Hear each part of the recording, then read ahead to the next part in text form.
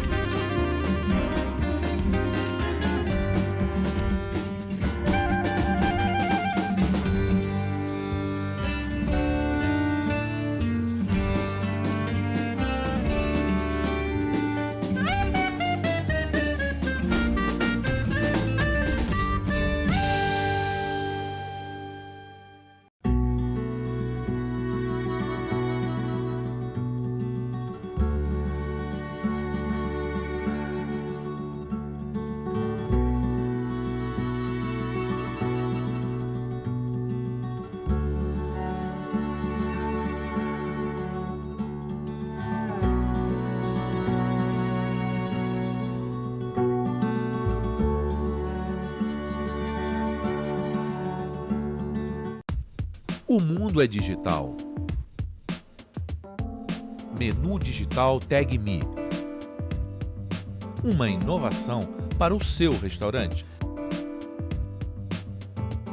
Veja suas vendas aumentarem e seus clientes mais satisfeitos.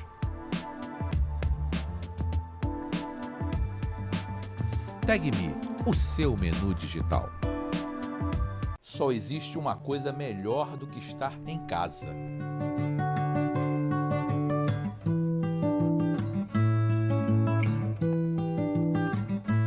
É estar em casa, em um lugar diferente e incrível.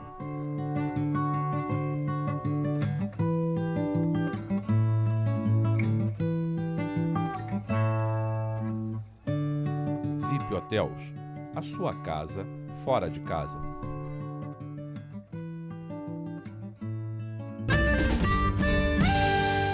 Preservar a tradição milenar europeia de plantar uvas e produzir vinhos. Este é o principal diferencial de uma das vinícolas mais destacadas da região da Bairrada que nós vamos conhecer agora. Bairrada é uma região vitivinícola portuguesa situada na beira litoral que se estende entre Águeda e Coimbra até o litoral atlântico. A região tem a classificação DOC e destaca-se pelos tintos de cor densa e elevados taninos da casta local baga, embora se notabilize também pelos vinhos brancos e espumantes de alta qualidade, resultado da diversidade dos solos.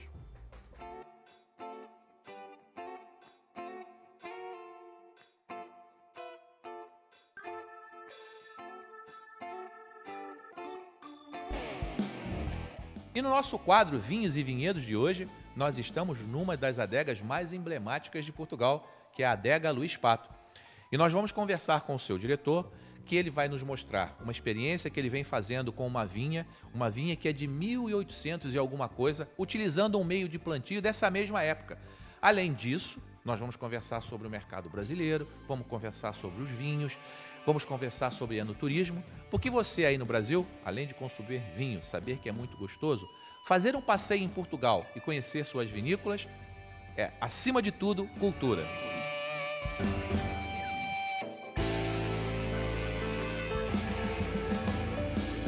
E nós vamos conversar com o engenheiro Luís Pato, que vai nos contar uma particularidade desta vinha? Esta vinha é plantada como era antigamente, antes do século XIX, antes de a filoxera, que veio da América, chegar à Europa e destruir todos os vinhedos europeus. Não tem parreira americana, é só parreira europeia. É só uma vitis vinífera. E é um risco enorme, porque ainda existe filoxera, só que aqui, como é um solo arenoso, em princípio não vai haver problema, digo eu. Porque eu já tenho alguma experiência de vinhedo em pé franco, que é como se chama este tipo de plantação, porque é franco livre, pé livre de pé americano. É por isso que se chama pé franco. E agora, neste vinhedo, até para mostrar aos visitantes que visitam aqui o enoturismo da vinícola, tenho um bical, que é uma outra uva portuguesa e outra uva da bairrada, tal como a baga, em pé franco. O senhor acha que vale a pena correr o risco? Sabe que nós gostamos de fazer sempre diferente de todo o mundo. Gostamos de ter a própria identidade. E a identidade da Luís Pato é a irreverência, é a procura, é a inovação, é sempre procurar algo de novo. Neste caso até é velho. Esta é uma vinha que vai ser o meu vinho branco de top de linha, daqui a 10 anos, imagino, não é? Eu tive que plantar este ano para daqui a 10 anos o consumidor brasileiro poder usufruir desta maravilha que vai ser um vinho de um vinhedo plantado como era no século XIX, quando o Brasil era o grande mercado de vinhos portugueses no mundo. Ou seja, gente, isso que vocês estão vendo aqui é para nós degustarmos daqui a 10 anos. Agora, além dessa qualidade de vinha, existem outras por aqui nos arredores. Sim, esta é a minha fantasia, é a minha bandeira de inovação. Nós temos os nossos vinhedos normais, aqueles vinhedos que produzem os cachos dos vinhos que vão para o Brasil, são enxertados. Luís, disse que a vinha gosta de um solo que exija, vamos dizer assim, um sacrifício dela e que esse solo efetivamente contribui para o gosto do vinho. Isso é correto? Sim, há uma grande influência do solo no sabor do vinho. O melhor exemplo é, nós temos aqui 2 solos diferentes, que é, neste caso, o solo arenoso, até para evitar o problema da doença da praga, que é da filoxera, e temos um outro solo, num outro vinhedo, que é argilocalcário. O vinho daqui, este vinhedo aqui em Bical, tem um aroma mais citrino, mais maçã verde. O outro terá mais tostado, afumado, porque é o argilocalcário que dá esse sabor.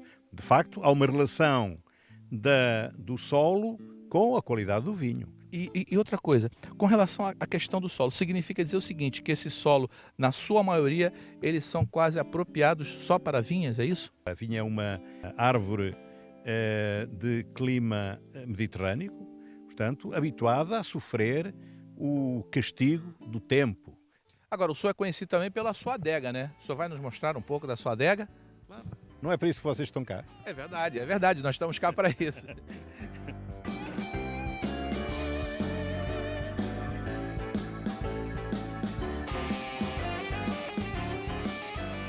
Luís, o que a adega Luís Pato oferece em termos de conhecimento para aquele leigo ou não leigo que queira vir cá?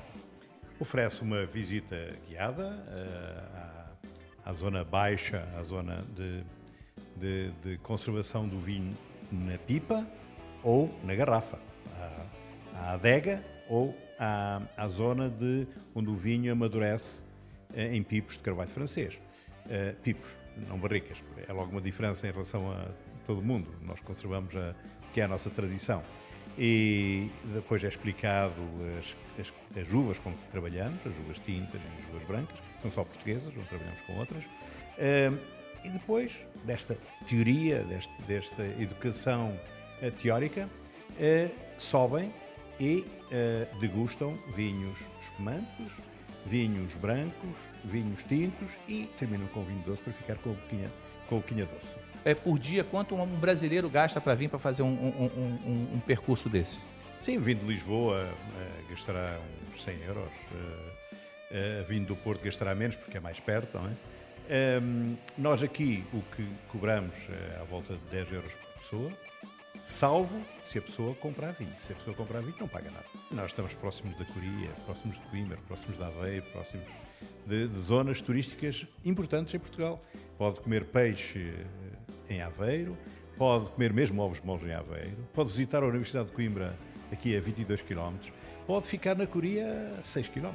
Bom, então você já sabe, se você quer degustar um bom vinho, você compra aí no Brasil e vem aqui saber como ele é feito.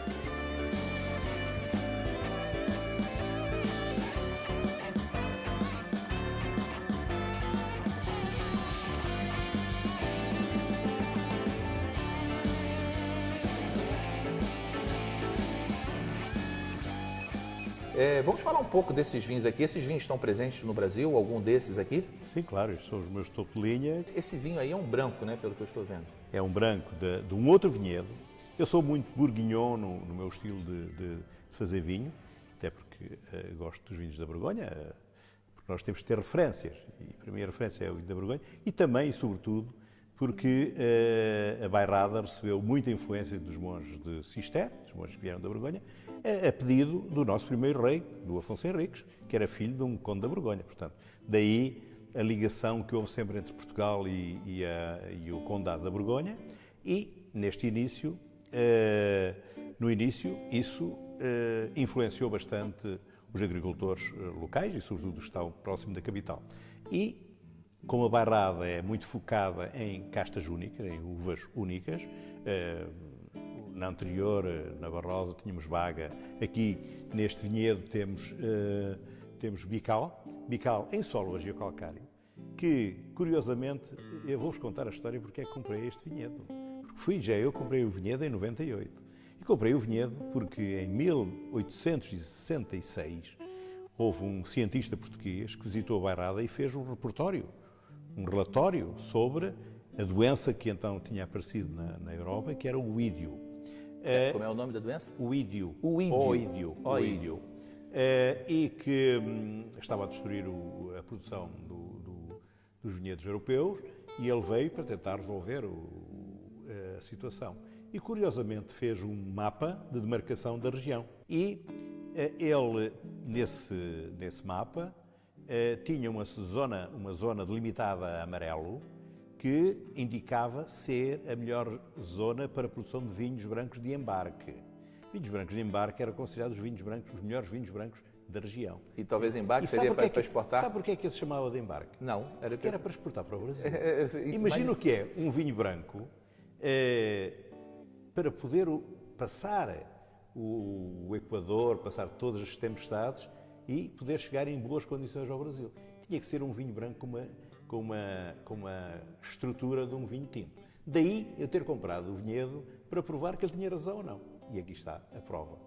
Ou seja, esse é um vinho que, em função de um estudo de um cientista português, exatamente, você adquiriu. É também um monopólio desse ou não? Não, este não é monopólio. Este tem o nome porque é conhecido o local. O local é conhecido como Formal e como é uma vinha, é vinha do local formal, vinha formal. Você é um português quase que carioca, né? Quase que como eu, que apesar de vocês não saberem, eu sou português, hein? Com esse sotaque, imagina. Não, mas é muito simples, João. Você imagina que eu viajo 4 meses por ano à volta do mundo. Portanto, eu sou um imigrante 4 meses por ano e tenho contacto com muitas culturas, com mais sisudos, mais alegres.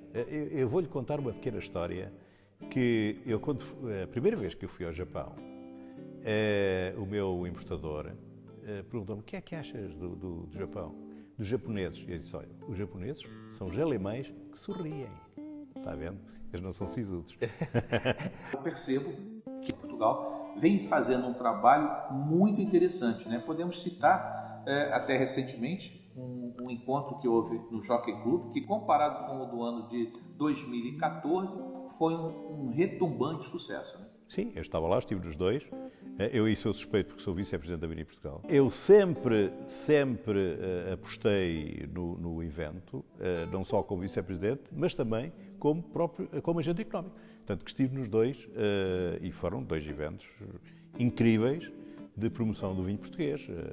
efetivamente, você que é um conhecedor, os vinhos franceses estão num patamar tão elevado quanto os brasileiros dizem que está em relação aos portugueses, ou isso é lenda? Nós não somos comparáveis aos franceses, nem queremos ser.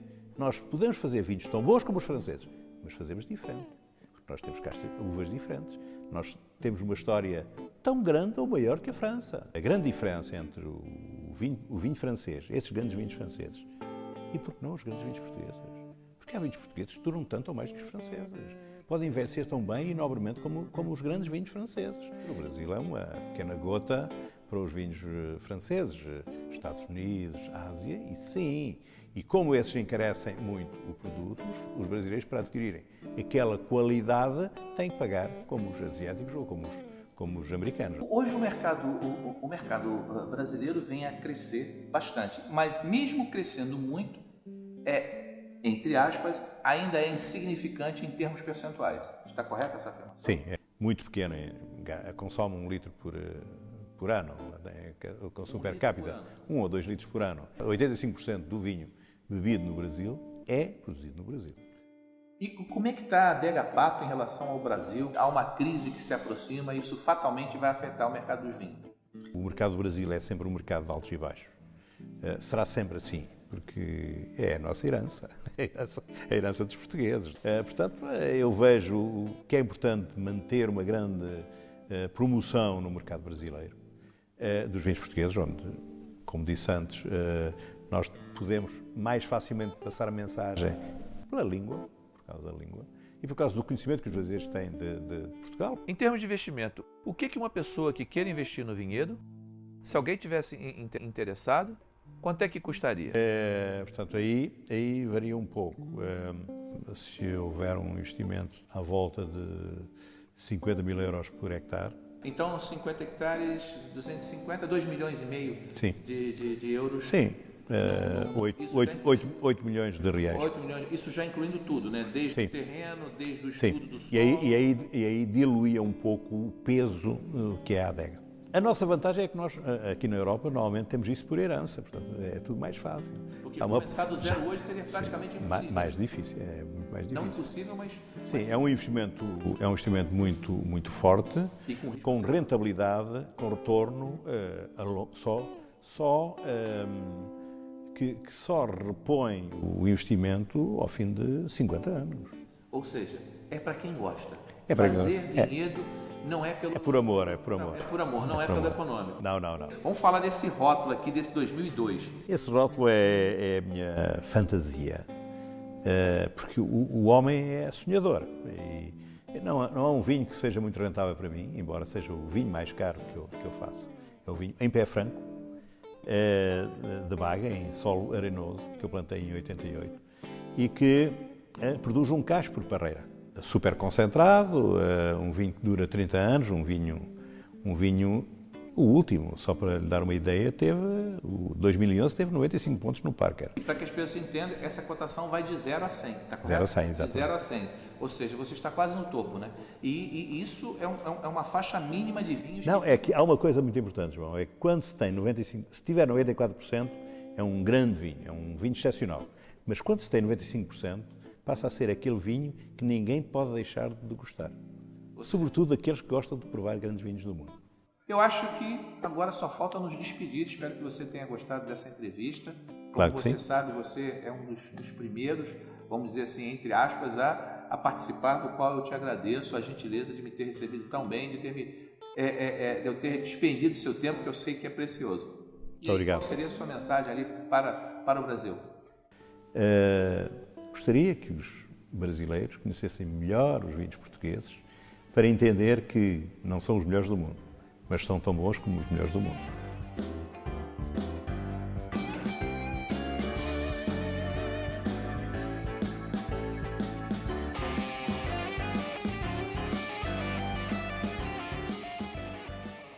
Wines of Portugal, a world of difference. Se eu fosse você, aceitava este convite para conhecer os vinhos e as vinícolas portuguesas. Nós aqui no Passaporte Portugal ensinamos o caminho, mas se você quer saber qual é a próxima, então continue aqui conosco. Toda a paz, e toda a alegria de Águida. No próximo bloco, Águida. E voltamos já.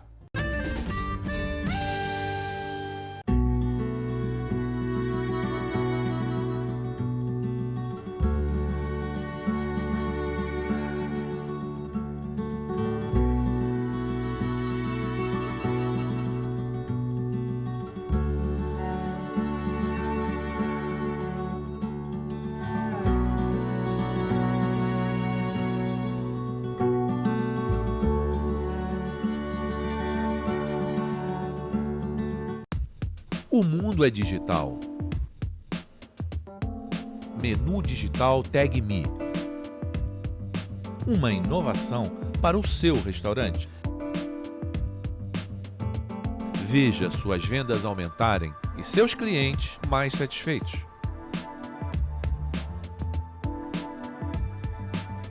TagMe, o seu menu digital.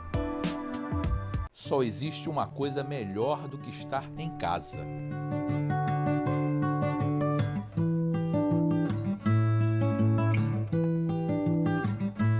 É estar em casa, em um lugar diferente e incrível.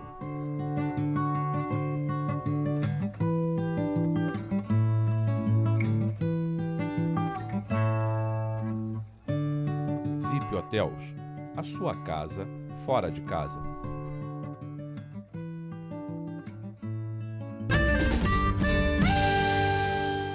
Uma cidade tranquila e histórica que cada vez mais fica conhecida no mundo pelas sombrinhas que cobrem as suas ruas durante o verão. Águida, o nosso destino de hoje.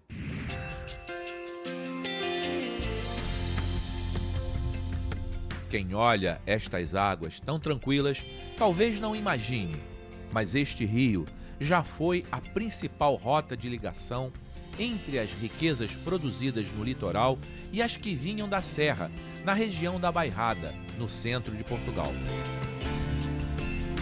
O rio acabou dando nome a uma cidade que floresceu impulsionada pelo encontro de serra e mar. Águida, nosso destino de hoje no quadro Portugal Sem Visto.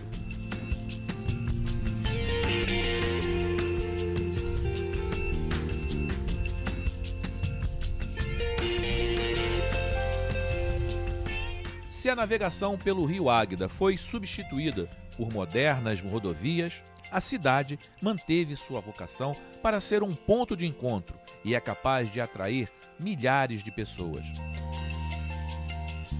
Águida chama a atenção pela diversidade de paisagens e de atrações que oferece.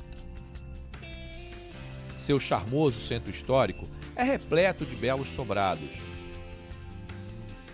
como o Museu do Cancioneiro de Águida, ou o Museu Etnográfico da região do Volga. A Igreja Matriz de Águida é uma das construções mais antigas da cidade e patrimônio nacional de Portugal. Suas linhas arquitetônicas lembram certas igrejas de Minas Gerais. A região à beira do rio Águida é perfeita para passear a pé. Ali se concentram as construções antigas.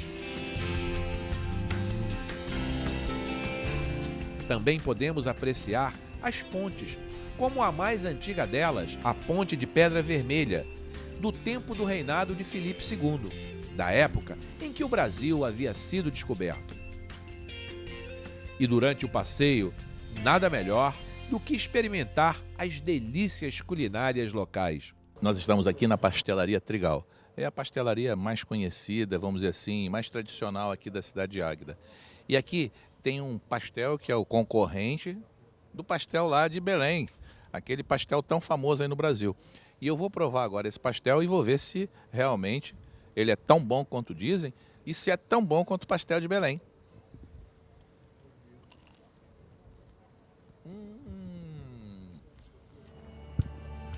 É muito bom.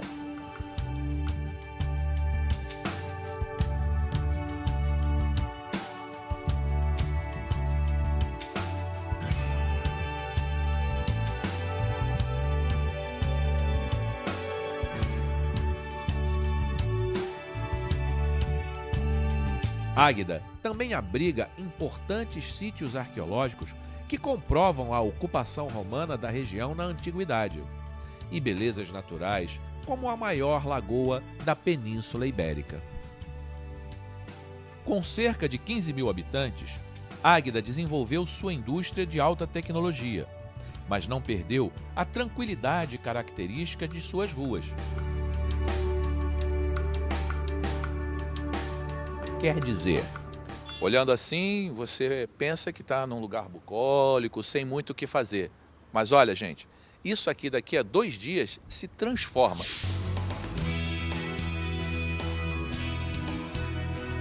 O Agita Águeda comemora a chegada do verão e transforma a cidade. O festival reúne arte urbana, shows e muitas manifestações espontâneas. Gente, nós estamos aqui com uma personalidade muito folclórica aqui da cidade de Águeda. Ele tem uma característica que ele tem um carro que está aqui atrás e que ele adapta esse carro de acordo com a festa. E hoje, como a festa, o tema é guarda-chuva, o carro está decorado com guarda-chuva. Antônio, por que você faz isso? Tem sido um acréscimo de público que eu próprio, que também participo muito ativamente nesse evento, acho que isto é uma coisa que preenche a alma. A gente sente-se feliz, preenchidos, olha, é um viver com muita alegria. É bom, é ótimo. Aconselho, brasileiros, venham todos ver o Agita Águeda, que vale a pena. E são bem recebidos. A malta da Águeda, o pessoal da Águeda, é muito amigo de toda a gente. Somos muito hospedeiros, não tem problema nenhum, não dormem na rua, não dormem debaixo da ponte, apesar de termos uma ponte muito boa. Mas não dormem, nós aqui somos muito hospedeiros.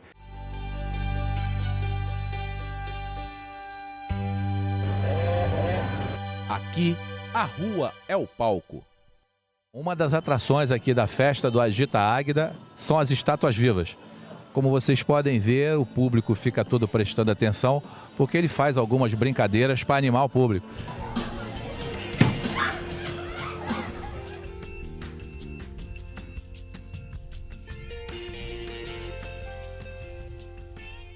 A rua também é o lugar onde se pode provar as delícias locais. Vir em Águeda não poderia deixar de ser, eu tenho que experimentar o prato mais típico, que é o sanduíche de leitão da bairrada. Então eu vou provar para ver se realmente é essa iguaria que todos falam. Realmente é muito bom. Então, quando vier a Águeda, não esqueça, prove o leitão da bairrada. Não é à toa que o leitão da bairrada é considerado uma das 7 maravilhas da gastronomia portuguesa. E as calorias extras podem ser gastas facilmente nos dias de programação do festival.